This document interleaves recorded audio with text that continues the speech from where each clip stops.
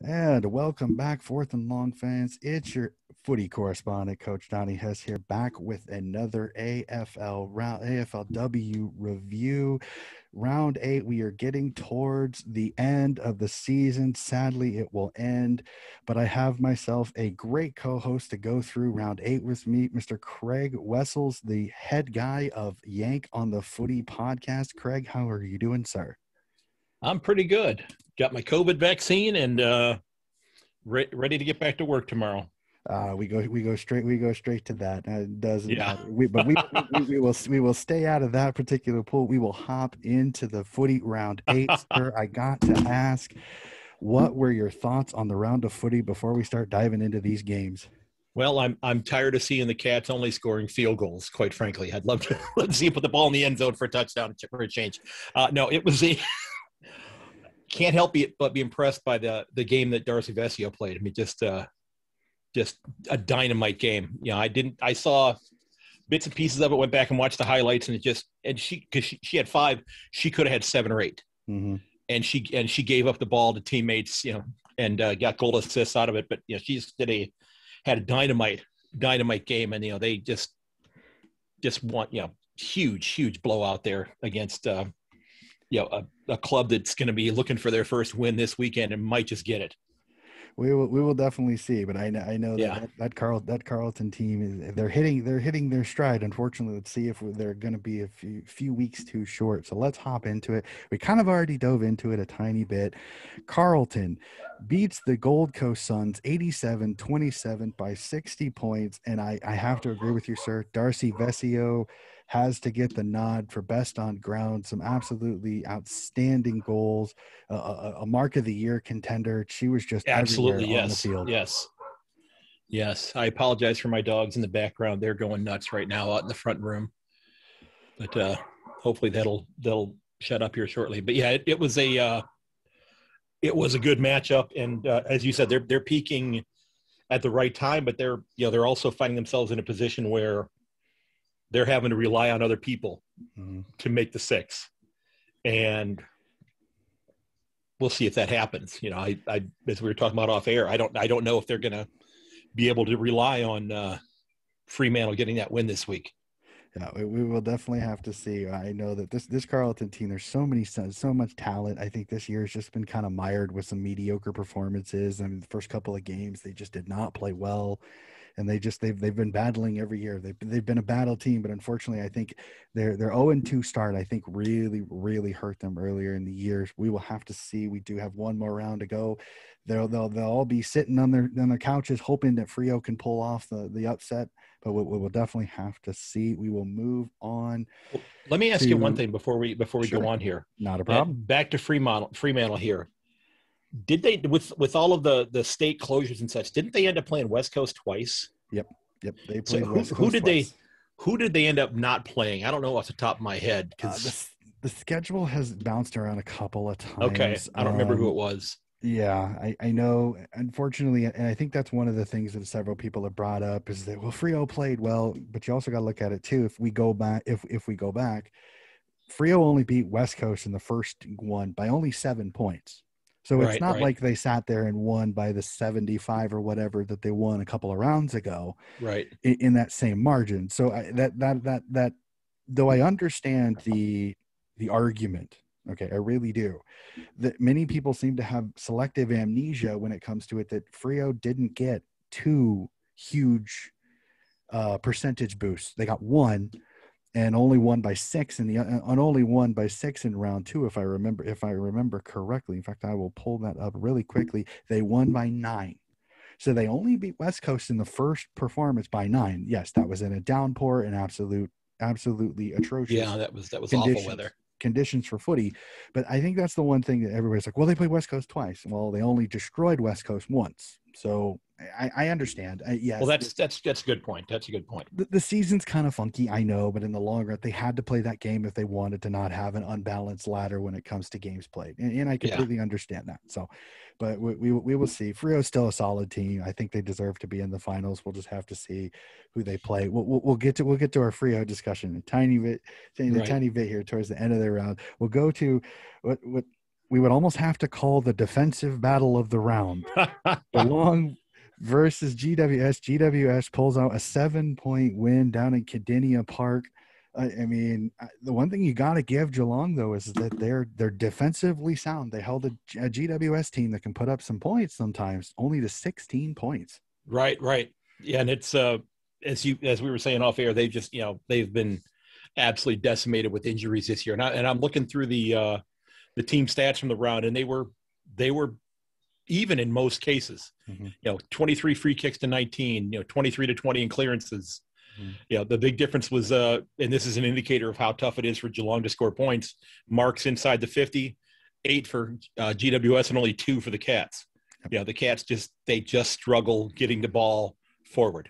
And it's that's going to be something that's going to take some work between April and December to get resolved for next year. Yeah, definitely going to have to work on some hands catching those marks high. And if I remember correctly, I think the weather started to turn kind of later on in this game. So I think that probably kind of stifled scoring a little bit too, like it normally does. Well, unfortunately.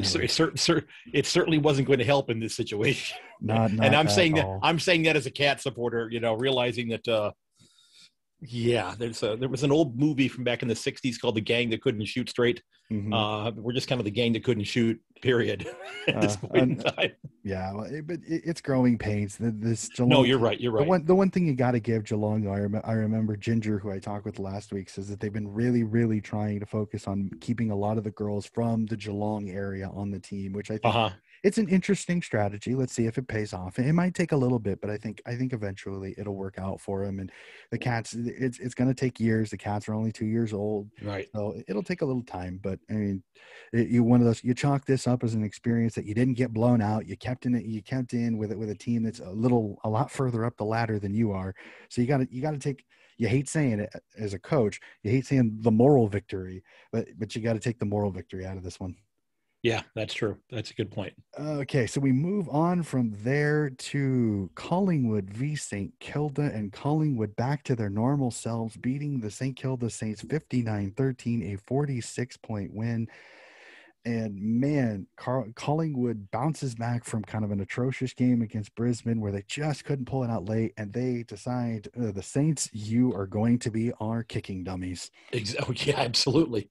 Looking at the stats there, just dominating them, just in terms of disposals, more than over 100 more disposals than St. Kilda had, 11 marks inside 50 to 1 for St. Kilda as well. Just, they just really throttled them, and they're peaking at the right time as well. And we'll get into what's up for them here in the near future, but it's going to be an interesting week this week.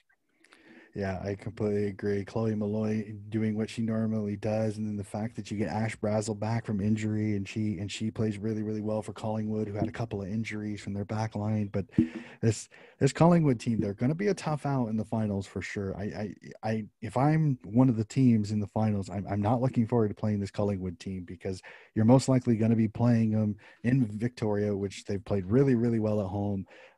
This is going to be a tough team to beat. We will move on from there. We'll hop up to Brisbane, and Brisbane continues its big scalp, and it takes down the North Melbourne Roos, beating them 35-20, a 15-point win by the Brisbane Lions. I mean, sir, would it be a stretch to say that Brizzy is putting their hand up as they are a flag contender in this year's AFLW? I think so. And I actually just watched this game earlier today while I was doing some things for school.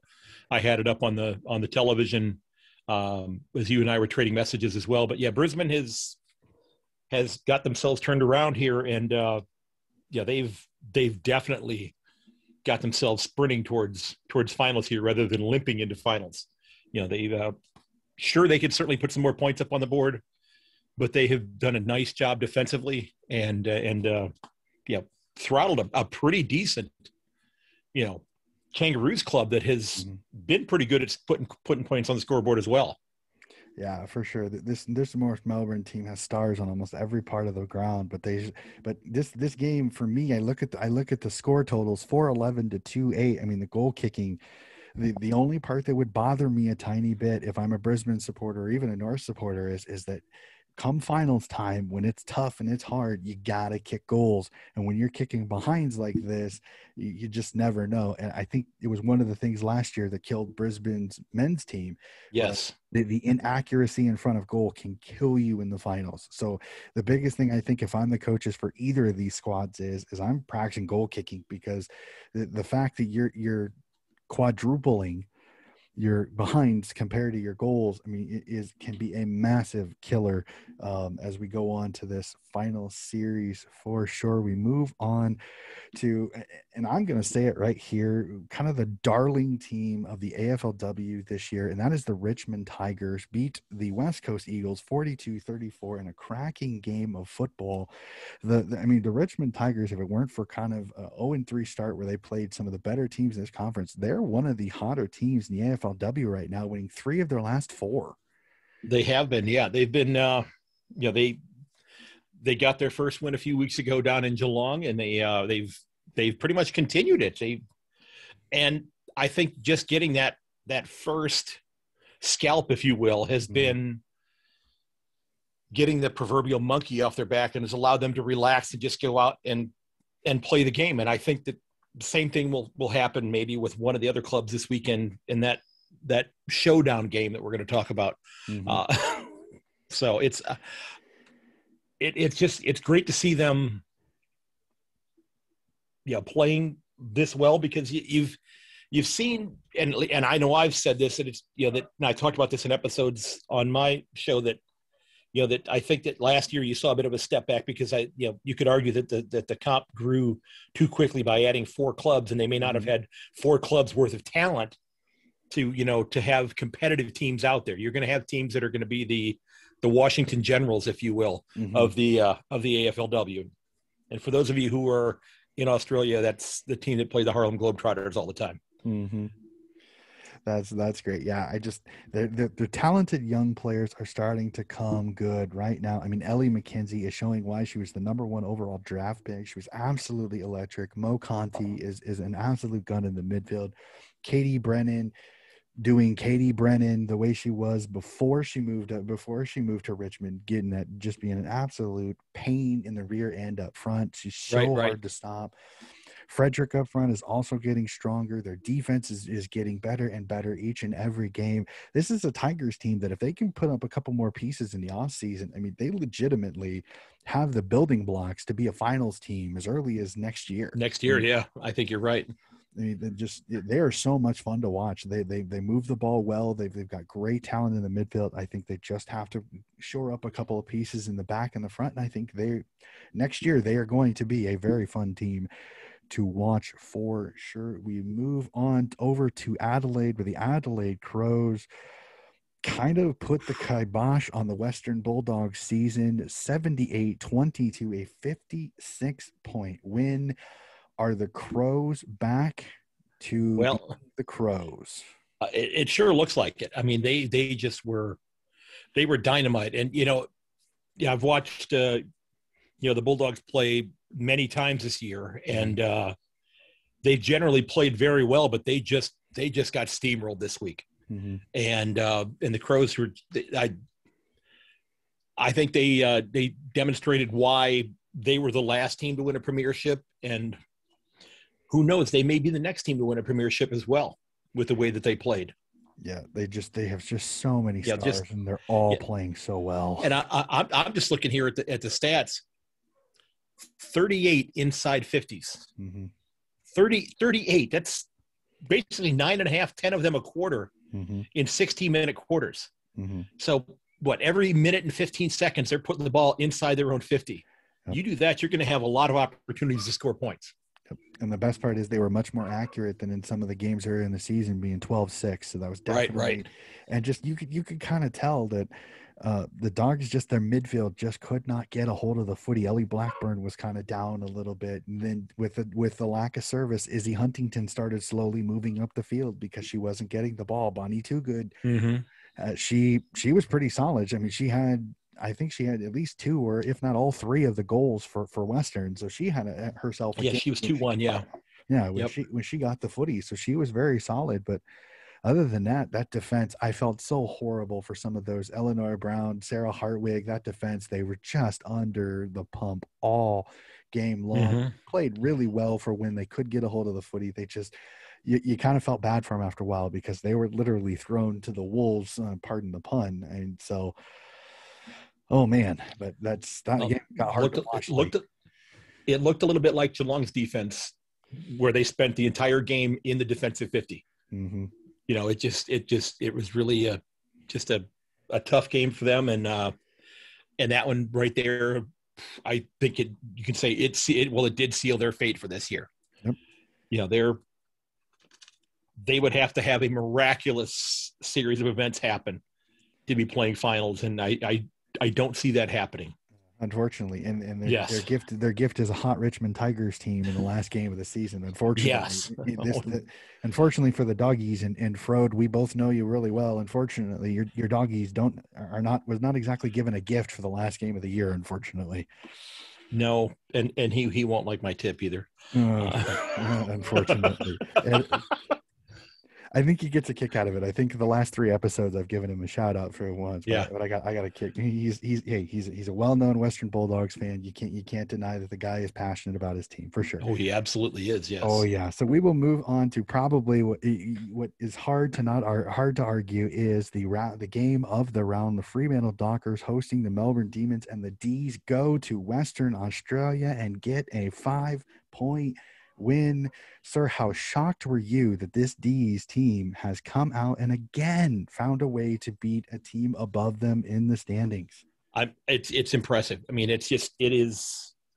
I tipped Fremantle. I didn't think that the D's were going to beat them out there. I just thought the Demons had been playing such great defense all year that they were just going to shut them down, mm-hmm. and it was going to continue that way, and it was going to roll into finals that way. Mm-hmm. And I don't know if what happened at the outset of the game with Kier Bowers, changed the complexion of what Fremantle was going to do during the rest of the game. Did it warrant, or did it result in them deciding to kind of reflexively change the way they approached playing the game? I don't know that, but it was just. Yeah, and enough about Fremantle. The D's did a great job going out there and doing what they had to do to win this game and put themselves in a terrific position. Oh yeah, their midfield, the D's midfield, I got to give it. They played a star-studded midfield from Freo, and they found a way to win. So many ruck taps they came down with it, whether it was Paxman, whether it was Zanka, whether it was Lily Mithen. I mean, and everybody knows the last couple episodes I've become a member of the Lily Mithen fan club. She's absolutely awesome. Just the D's, they wanted it more. Like I don't mean to say it, and to the Freo fans that watch this, I'm not bashing. I'm not saying Freo didn't, but it just seemed like the D's wanted it more. To the contested footies, the D's seem to be there a little bit more. And then you also got to look at it too. The goal kicking, again, like we said at a couple of games earlier, is if you look at the score, 4-8 to 5-7. 5-7, yeah. One goal kick more for Freo, and this is a draw. Right, yeah. So it's one of those where our Freo's goal kicking issues, which I mean they're a volume team. They like to kick as many as they can, and they love to get there. Right. Did it backfire in this game because they missed a few shots that probably they should have buried? Yeah, I mean, I'm looking at the numbers here that that their kicks per handball were even higher in this game than they were during their season average. Mm-hmm. At 2.4 almost. I mean, it's just that still is mind-boggling that they're kicking the ball at that rate. Yep. Yeah. They almost become a soccer team. They like to kick it out in front and let their runners run underneath it, which is quite an interesting strategy, which you would almost think it'd be interesting how they do it, because they do kind of use the weather in Perth with the heat a little bit to their advantage, because you can definitely tell some of the teams that go over to Perth have a little bit of trouble come that late fourth quarter when you have to continue to chase. That's a good point. But the D's kind of held it a little bit. They were really, really smart with the footy. They tried, when they did turn it over, they got back defensively. I think their defense handled really well. Seeing Daisy Pierce up front is very interesting to me still, because she's become full forward Daisy Pierce, which is quite, I think, hilarious, because she's never been a huge goal kicker. So for her to go up forward and now be just as dangerous up forward is I think it's been a brilliant move by the D's coach there.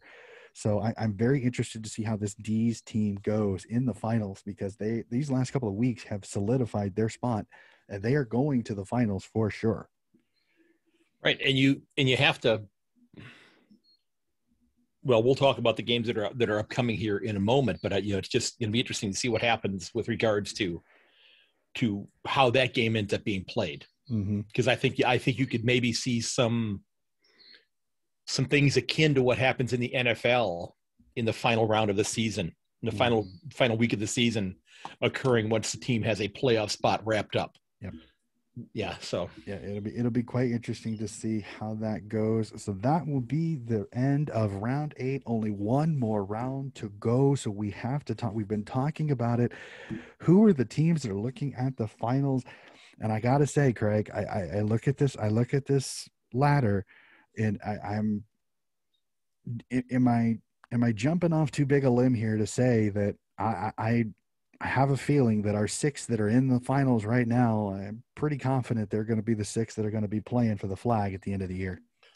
I think you're probably right. I mean, I do think Carlton's going to come out this week and try to put 100 points on the board against GWS. I think they're just going to go, 100 miles an hour to try to put as many points on as they possibly can, just in case they get that spot in number 6 spot, just in case Fremantle does knock off North. And we'll see. Yeah, because you look at it right now. So you have 3 teams at 16 points, 4 points back: Carlton, Western, and GWS. And you look at it, GWS and Carlton play each other, but Carlton has the superior percentage at 128, and they are only behind North Melbourne by 19, and North Melbourne plays Freo. So, I mean, if you're a Carlton Blues fan here, I mean, what are you cheering for more, that Carlton puts up the points, or you hope that North Melbourne gets blown out by Freo? Yeah. Yeah, I think you're hoping for both, quite frankly. I think you're really hoping that both of those things occur, but one, the Roos have to lose. But if that doesn't happen, it doesn't matter what happens in the Carlton game. Yep. Even a draw moves them on, because 2 points move 2 points. I mean, yes, exactly. So exactly, draw for the Roos is perfectly fine here. Yeah, and I'm looking at the times here. I haven't looked at the schedule for round 9 here in terms of when they're being played. Let's see here real quick. Come on, machine load. I've got this open up on my Chromebook here, looking at this real quickly. Here, I got it if you want me to. I know North Melbourne and Freo play at 9 p.m. hour to my time, at least here in the Central Time Zone, and the Carlton GWS game does not play until Sunday. So they're so they're going to know already. They're going to know 2 days before what they need to do. Yes, quite interesting, because GWS comes in. I don't think they're going to get 70 percentage points in this game. So you almost come out of GWS as, do they play spoiler and play defensive style to keep Carlton from scoring? Because GWS is going to know what Carlton needs to score to win the game. Right. Or to move on. But I know what So that's if Fremantle wins. If Fremantle loses this game, then GWS can kind of just let it fly. It won't really matter at all, but it'll definitely be interesting, considering that's the second game of the weekend. I don't know. Carlton really is the only team I could potentially see getting in there. Unfortunately, North is probably cussing the schedule maker so much, because they did get a game that, quite frankly, if everything goes wrong, Freo could put up a good amount of points. I think North Melbourne's coaching staff will know, play a good, solid defensive game of footy, whether you win it or not. Getting to the finals is almost more important. If you can at least keep the game close, whether you win it or not, I don't think it'll matter. But I see North losing that game, but I don't see them losing by 30, 40, 50 points to the point where it's going to give Carlton some hope. No offense, Blue Bagger fans, but I just don't see North losing by that big a margin. Well, and and they've lost. They lost their most recent game, but then Fremantle's lost 2 out of their last 4 as well. So I mean, they've had some issues as well, and somebody's going to be missing this week too. So it's I think that's going to be something that's going to be tough for them to overcome. Yeah, I losing Kira Bowers to the MRO suspension on that tackle on Eden Zank. Did you actually get a chance to see that tackle? Yeah, I did watch that game. Yeah. I mean, in your opinion, do you think it's the right call? I think we're being very cautious. Part of me thinks that maybe, and I don't know if this is the case, is the mindset that it's better to suspend the player than fine them, since they're not being paid that much to begin with. I'm not really sure. I don't know. I know the MRO has been really, really, really kind of fine happy a little bit, and I mean, the only argument, and I've heard several Freo fans who I'm friends with on social media have pointed out the fact that Eden Zanka did not leave the game; she stayed in the game. She didn't come out. So you have a lot of arguments that maybe this MRO suspension was a little excessive for the outcome, which unfortunately has been kind of the problem with many of these suspensions, even in the men's game, is that it's all outcome more than doesn't what bode well for happened. Patty Dangerfield then. Yeah, unfortunately, but that'll be a different episode. We both, I think we'll both probably have our own episode and our own thoughts on that one. We can each discuss that in our own individual podcast. We will stay with the women's game. We will not jump into that particular pool here. I hope she gets off, but unfortunately, I have a bad feeling that they're probably just going to take it so then they can get her into the finals. Just right.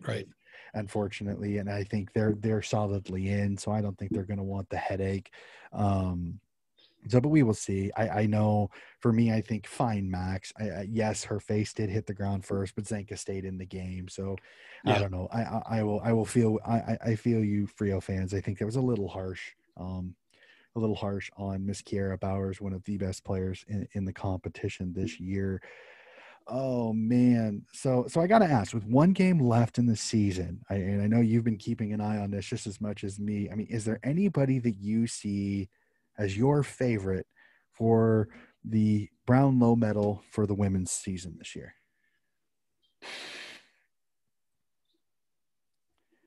Yeah, I would have thought Kira Bowers might have been a good choice, but I don't think that's going to be happening now. Unfortunately. It's more of a midfielders type award. At least it is in the men's comp. I would have thought, I thought maybe Ellie Blackburn would have been an interesting choice for that, but she's, they've kind of fallen off and lost a few games in a row as well. She's been somebody that's been out there that's become quite a name, not only in terms of playing, but now she's even doing broadcasting games as well. So yes, which has been great to see that happening as well. I mean, I thought Bowers would have been a great choice, but looks like that's not going to be happening right now, which that's a whole nother debate in terms of, eligibility for those kinds of awards, whether or not you've been suspended or fined, that sort of thing. I mean, I think that's the reason why they call it best and fairest, because they don't want a fairest person being somebody suspended. So I understand the argument. For me, if Bowers does miss and is unavailable, it's really going to be hard to keep Bree Davy from Collingwood from winning it, just because she's just been so solid for a Collingwood team that, until 2 weeks ago was undefeated, was the best team in the comp. Many people still peg them as a potential flag contender this year.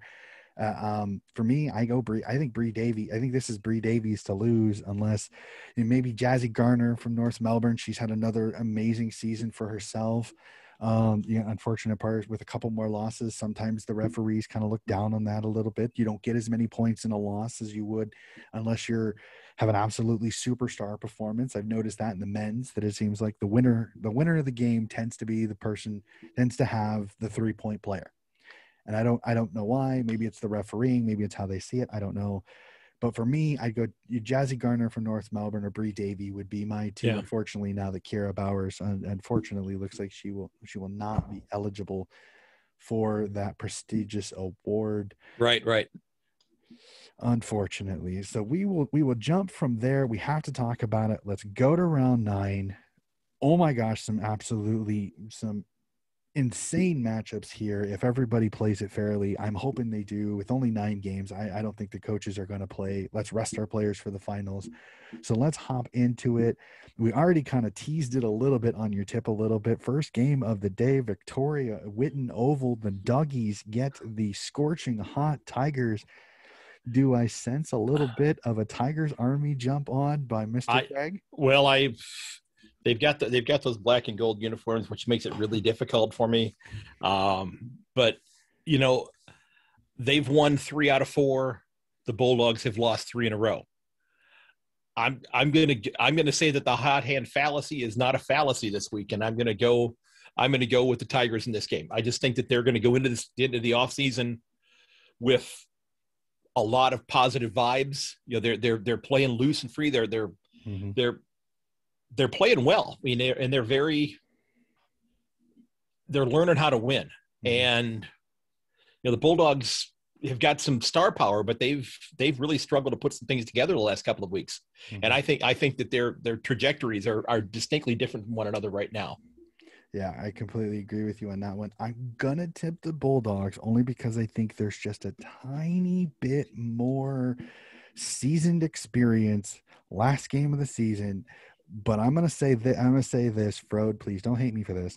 It will not shock me if you are correct and the Tigers win this, because I mean their midfielders have just been playing out of their minds.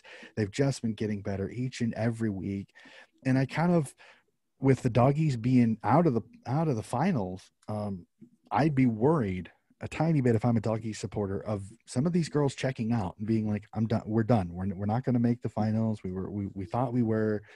They may check out a little bit, which we sometimes notice in the men's game. So that'll be my biggest thing is the first 10 minutes of the game. How do the Dogs come out? Do they come out flat and let the Tigers get on them? Or do they come out with a little bit of snarl underneath them and kind of take these young Tigers to the sword? So, and part of this has to be also, you know, and I don't know everybody's contract situation, but some people are playing for jobs next year. Yep. You know, whether it be with that club, because that club may be making a decision. Yeah, we're going to go ahead and bring you back, or nah, we saw the effort you put forth in the last round for whatever team, whatever one of the 14 clubs, not just the Bulldogs, but any of the clubs. They're going to be looking at how did you perform? How much effort did you put in round 9 when things were not going well? And can we count on you to put forth a positive effort next year if we give you another contract? Definitely. I completely agree. Like I said, I think the Doggies come out with a little snarl, and I think they win this game, but I think the Tigers are going to stay in this. The Tigers are going to stay in this one. I think this is less than 2 goals, in my opinion, because the talent, where the Richmond has the talent, I think will balance out the midfield. I think Ellie Blackburn and Mo Conti is going to be an absolute dynamic matchup to watch. I'm going to have so much fun. And can Ellie McKenzie continue her absolutely white hot form right now? She's been absolutely electric. I will not shock me if she wins Rising Star of the Year, because she has just been absolutely outstanding the last 2 or 3 weeks. So we move on from there to probably the game that I think everybody is talking about, because we've just discussed it for several minutes now, and that is North Melbourne down in Arden Street hosting the Fremantle Dockers. Yeah, I'm tipping North on this one. They're playing at their home ground. They are pretty much in a position where they have to win and get in, or win to make sure that they stay in. I should say, to ensure that the Blues are not able to jump them in the standings. So they can't rest on their laurels and count on Carlton losing or GWS winning that game. They have to go out and win their game and deal with their own business first. Yep. So I think that the Kangaroos are going to take this one maybe by 8 to 10 points. It's not going to be a wide margin of victory, again, because I think it's going to be low scoring, because neither one of them have really lit up the scoreboard a lot lately. I completely agree with you. I am the same. The travel from Western Australia back to the East Coast is never easy. The other thing I look at it too is that Freo almost lost that game to Carlton 2 weeks ago in Melbourne, in Victoria as well. That travel is not easy. The fact that they had that tough game, they had that tough game over the weekend against Melbourne. I think North comes out kicking and screaming. They know that this is their survival to make the finals. And I think Freo without Kiera Bowers is just not going to have the same spark.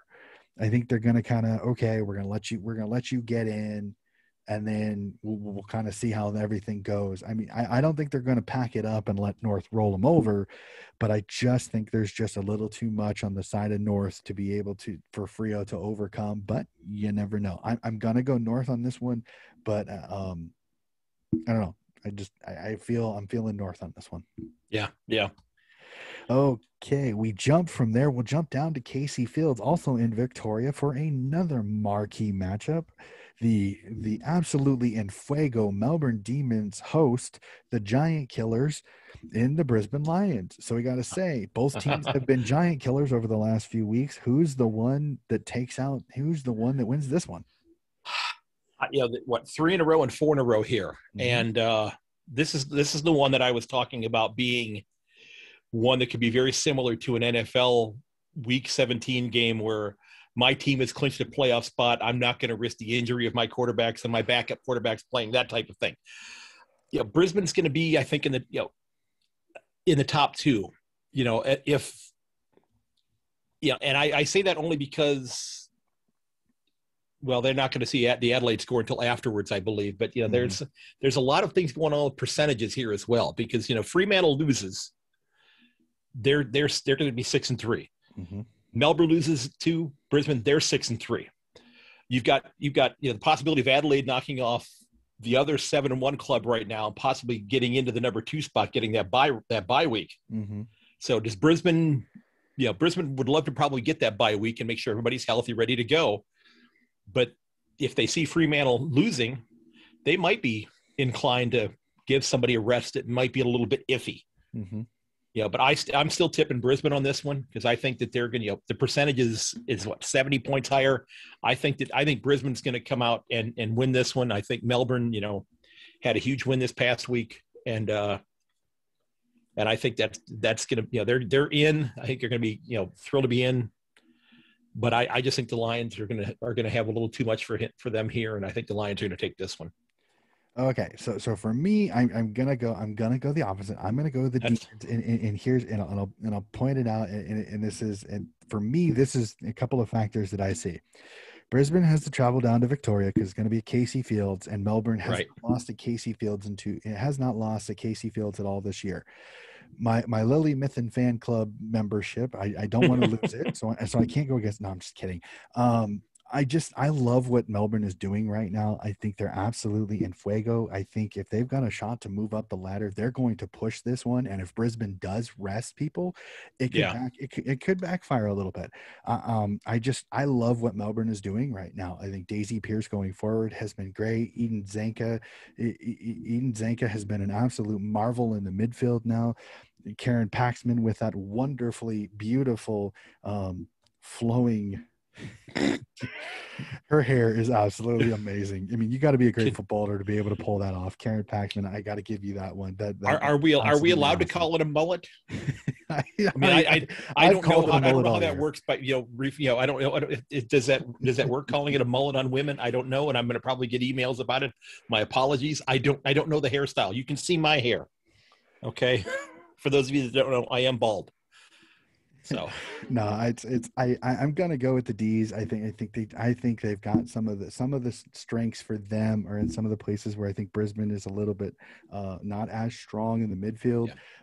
They're so solid going forward, but they got to give it. Chelsea Hodder got herself a Rising Star nomination. Congratulations to her. But is she gonna get the same service that she has the last few weeks, which has seen her play really well for Brisbane? So I'm going to go with the D's on this one, but I think that really good one.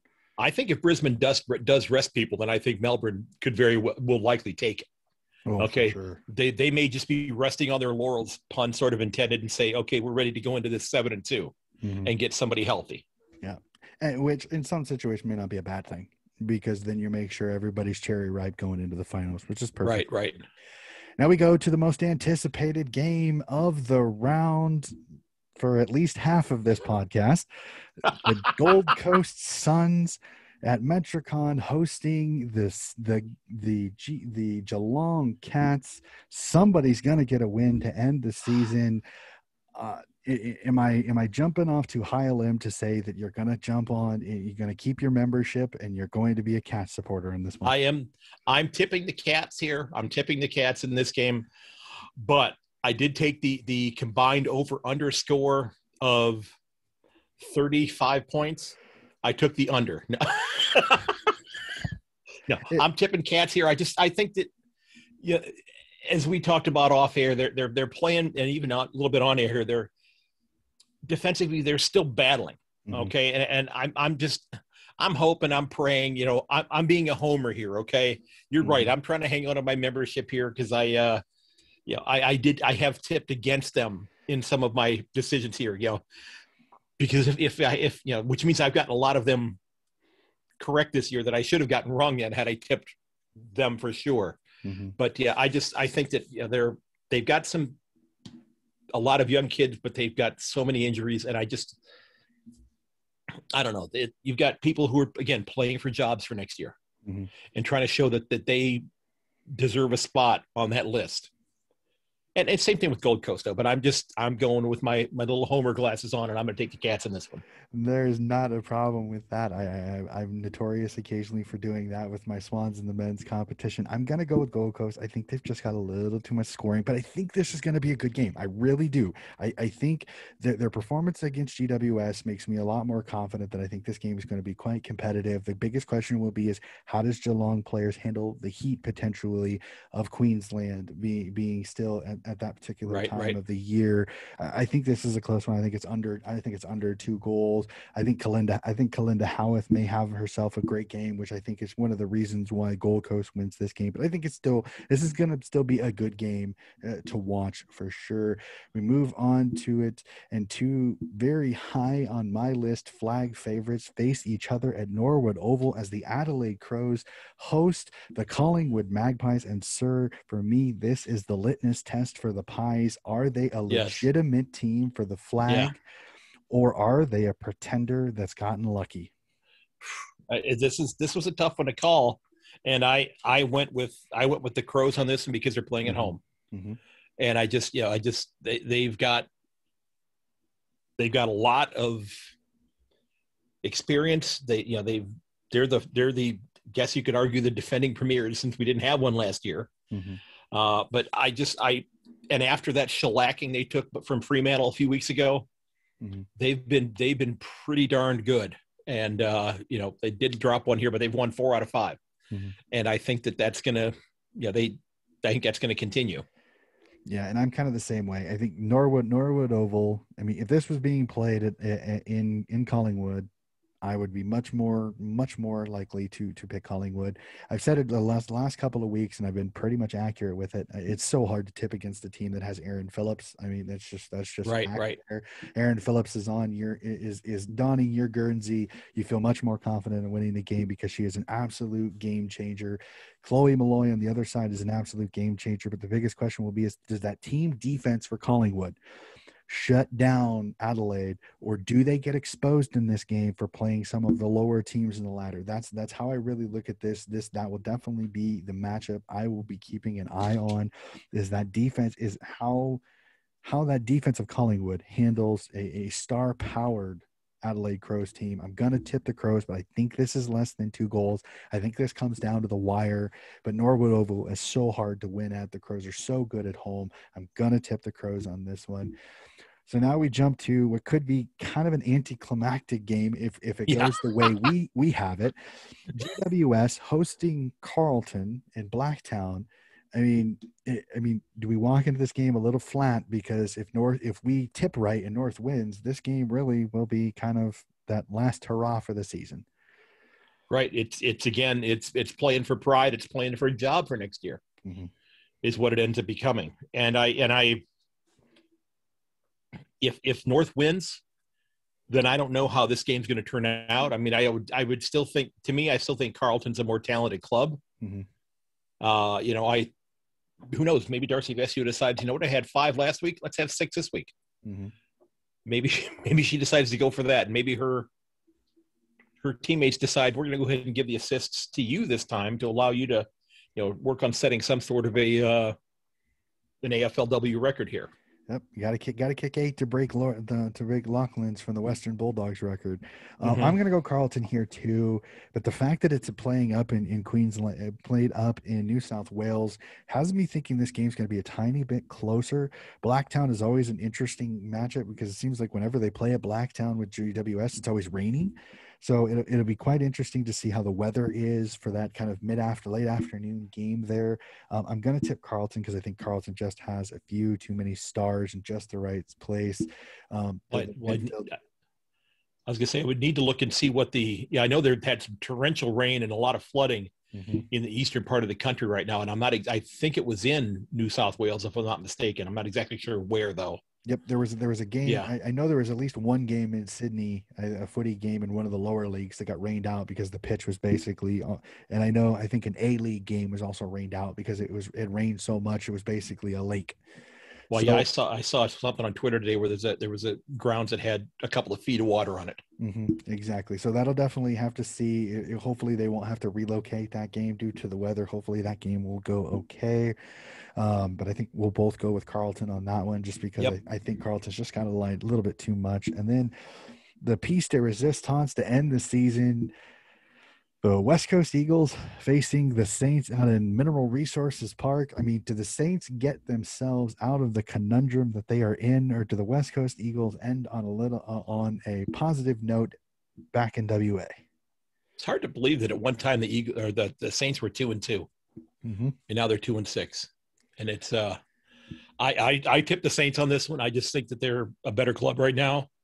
They've lost 4 in a row. I know the Eagles have won a couple, and they played Fremantle tough several weeks ago. They got hammered by them recently, but I'm going to tip the Saints. I think that I really don't know why. It's not a game that matters much. It's basically like 15 years worth of Cleveland Browns games. They don't matter a whole heck of a lot, but. Yeah, unfortunately, but I mean, I just went through it. I mean, you said that they've lost their last 4. I mean, it's really hard to be really good when your 4 games are Adelaide, Melbourne, GWS, and Collingwood. Yeah, I mean, that's. I mean, three of those teams are going to be playing finals this year. So being 0-4 in that little stretch is nothing to kind of hang your head on. And the game right. WS was an absolute that was a downpour of downpours. So I'm gonna go with you on this. I'm gonna go with the Saints. I think the Saints just have a lot more firepower in just the right places. I know that the midfield for West Coast has been just demolished with injuries, and when you have Meyer and Patricios and some of the really talented players that St. Kilda has, I think they're just going to have a little too much, which for the Saints, I kind of feel like they deserve that winning because they started off really well. They just kind of petered out when they faced some really good teams this year, unfortunately. And that ran into a buzzsaw. Exactly. Well, yeah. And 3 of your 4 teams are all going to play in the finals. It's hard to win a lot of games, unfortunately. And that, ladies and gentlemen, is going to do it for this episode, AFLW round review and preview of the last round of the year. Craig, it has been awesome chatting with you, but I have to take the time out. I know you are also a fellow footy podcaster with the Yank on the Footy podcast. I will let you talk about your podcast, where you can get a hold of it, and what new has just come out for you. Well, yeah, definitely new. Well, I've been doing my podcast now since December 2019. And I fell in love with the game about 5 years ago. And in 2019 decided I wanted to start talking to more and more people around the world about the game to try to tell people here in the States that, hey, this is a wonderful game you should check out. You can reach me at Yank_on Twitter. But probably the best place to find me would be at the new website that I just got up and running this weekend. It's a yankonthefooty.com, and it's got all the episodes there that you can link to. It's got links to where you can go find stuff on Apple or Stitcher or Spotify or wherever you'd like to go. There's a spot for you to leave voicemails if you have any input or insight, anything like that you want to share, or message. There's a message board as well. You can sign up on the subscription list as well, so you get new emails sent out to you with the new episodes as they come out. But I think it's going to be a pretty good little interactive tool for me. So looking forward to seeing it get up and running. And that's absolutely awesome. I'm so happy for you, sir. Your podcast is absolutely great. You've had some dynamite guests. In fact, I just hopped on recently, just before the season started, to talk about my beloved Swans. Yes, listeners of this, I talk about the Swans. I do. But no, it's absolutely awesome. If you get a chance, if you are not listening to Craig, please take a listen. He's got a very interesting podcast. It's a lot of fun to listen to. I love using my platform and his platform to be able to spread the word on footy, whether it's our podcast, whether it's his podcast. I love sharing different footy podcasts because I think in the long run, we all want the same thing, and that's to see footy spread here in the States. So absolutely. That will call it an episode, sir. You have yourself a wonderful evening. And fourth and long fans, this has been another AFL round review. We will be back next week with the last round and a preview of the finals. We cannot wait. We will see you next week.